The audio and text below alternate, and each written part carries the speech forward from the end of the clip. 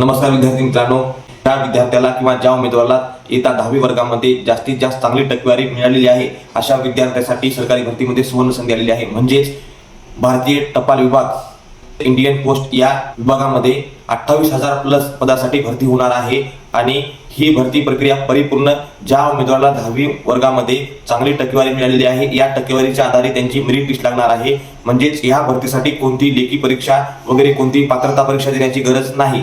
या भरतीमध्ये उमेदवाराच्या वयाची अट म्हणजे ज्या उमेदवाराचं वय 18 प्लस ते 40 वर्षापर्यंत वयाची अट दिलेली आहे आणि लागणारे कागदपत्र म्हणजे त्या उमेदवाराचं 10वीचं गुणपत्रक, जर उमेदवार कास्टमध्ये म्हणजेच जात प्रवर्गामध्ये असेल तर त्यांना कास्ट लागणार आहे म्हणजे जातीचं प्रमाणपत्र लागणार आहे, सोबत आधार कार्ड, त्याच्यानंतर संगणकीय ज्ञान म्हणजेच MSc पूर्ण झालेली असावी, पुन्हा 2 व्हीलर सायकल किंवा मोटरसायकल यायला हवी।